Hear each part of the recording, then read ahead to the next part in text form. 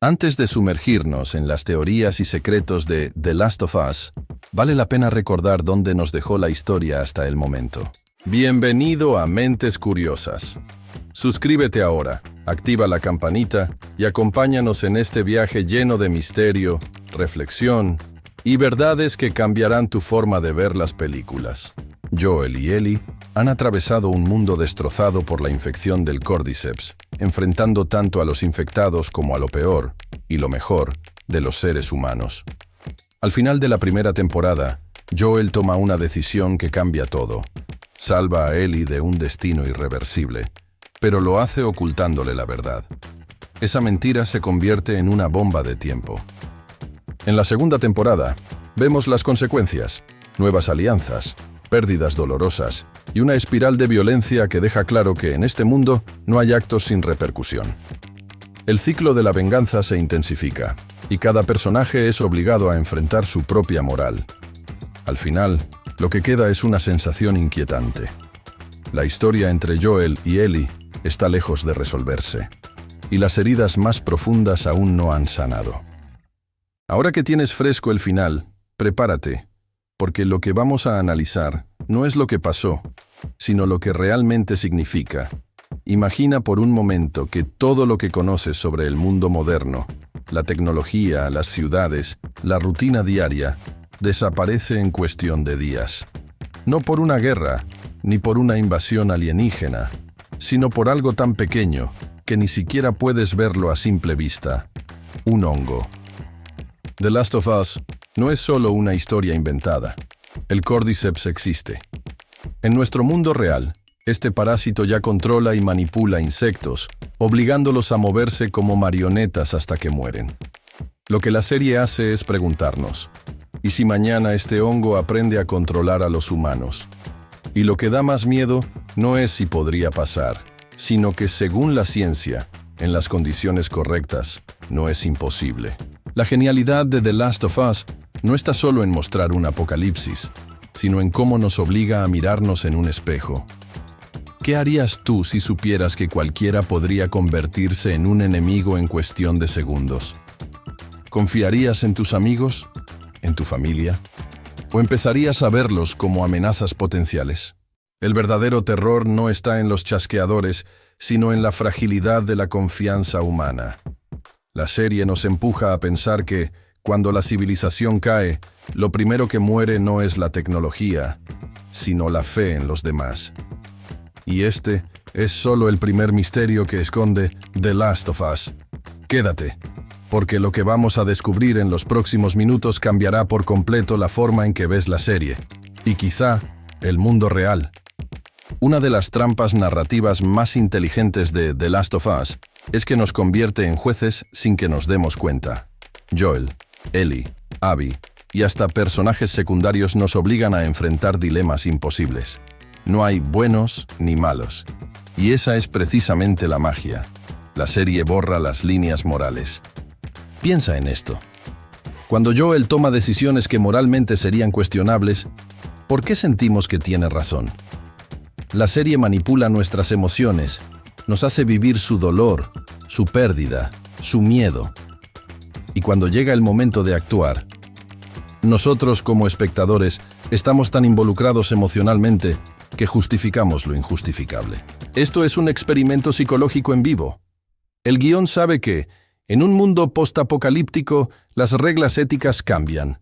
Lo que hoy sería un crimen, mañana podría ser visto como un acto de amor o de supervivencia. El verdadero dilema no es lo que hacen los personajes, sino lo que nosotros sentimos viéndolos hacerlo. The Last of Us nos hace cómplices. Si crees que Joel y Ellie siempre hicieron lo correcto, espera a escuchar la teoría que conecta sus decisiones con uno de los mayores debates éticos de la historia moderna. Aquí es donde entra una de las teorías más fascinantes: el efecto Joel. Los guionistas y directores de The Last of Us diseñan cada momento para que veas el mundo a través de sus ojos. Esto es intencional. No vemos la historia como un narrador omnisciente, sino desde su punto de vista emocional. Cada gesto, cada silencio, cada mirada de Pedro Pascal está calculada para que no lo veas como un antihéroe. sino como un padre herido que simplemente no puede volver a perder. El problema es que esta narrativa crea una empatía selectiva. Justificamos sus actos porque conocemos su dolor. Pero, ¿qué pasaría si viéramos toda la historia desde el punto de vista de otro personaje? Imagina que la serie hubiera empezado desde Abby. El villano cambiaría en nuestra mente. Y aquí está el truco. En el mundo real pasa lo mismo. Nuestra moral está condicionada por las historias que nos cuentan y por quién las cuenta. Si crees que eso es fuerte, en el próximo bloque vamos a explorar cómo The Last of Us utiliza la música para manipular nuestras emociones de forma invisible. Gustavo Santaolalla, el genio detrás de la banda sonora, no solo compone música, construye atmósferas. El sonido de su guitarra no está ahí para rellenar silencios, sino para guiarte emocionalmente como si fueras parte del guión. Fíjate cómo los momentos más tensos tienen una música mínima, casi un susurro. Eso te obliga a escuchar más, a sentir el vacío. Y cuando llega una melodía reconocible, tu cerebro la asocia con un recuerdo emocional del episodio anterior. Así, sin que lo notes, la música se convierte en un ancla emocional que te hace revivir escenas pasadas mientras ves las nuevas. Es como si Santaolalla te estuviera hablando directamente diciéndote, esto es importante. Siente esto ahora. Y tú lo sientes, aunque no entiendas por qué. Y si la música puede manipular lo que sientes, espera a descubrir cómo la serie manipula lo que ves para que cuestiones tu propia percepción de la realidad. En The Last of Us, la cámara no es un observador neutral, es un personaje más. Hay escenas donde el lente está tan cerca del rostro que casi puedes sentir la respiración del personaje. Eso no es casualidad. Es una forma de obligarte a entrar en su mente. Los planos largos y silenciosos, en los que no pasa nada, están diseñados para incomodarte. No es solo estética, es manipulación sensorial. Te hace sentir la tensión de un pasillo vacío o el peso emocional de una decisión antes de que se tome. Y cuando llega la violencia, la cámara no se aparta. No hay cortes rápidos para proteger al espectador. Te obligan a ver todo, para que sientas las consecuencias. Esto rompe una regla de oro del cine y la televisión. Aquí no hay escapatoria. Si piensas que eso es impactante, el siguiente bloque revelará cómo The Last of Us es en realidad una reflexión sobre la pandemia que vivimos y por qué nos afectó tanto verla. Cuando la serie se estrenó, el mundo todavía tenía cicatrices frescas de la pandemia del COVID-19. Y aunque The Last of Us se basa en un virus ficticio, su impacto emocional es real. Vimos ciudades vacías, miedo a salir, desconfianza hacia los demás. Y de repente, en la serie, todo eso estaba amplificado. Pero lo que más nos golpeó no fueron los infectados. Fue ver cómo las personas cambiaban bajo la presión del miedo. La serie nos recordó que el verdadero enemigo no siempre es el patógeno, sino cómo la sociedad se fragmenta. Nos hace pensar, en una crisis extrema, ¿cuánto tardaríamos en perder nuestra humanidad? Y si crees que la serie solo habla de perder la humanidad, el próximo bloque te mostrará cómo también habla de encontrarla en los lugares más inesperados. En un mundo donde todo se ha roto, el amor se convierte en un lujo y en un acto revolucionario. La relación de Bill y Frank, por ejemplo, no es solo una historia de pareja. Es un manifiesto. Incluso en medio del caos, vale la pena construir algo bello. En The Last of Us, el amor no es romántico ni idealizado.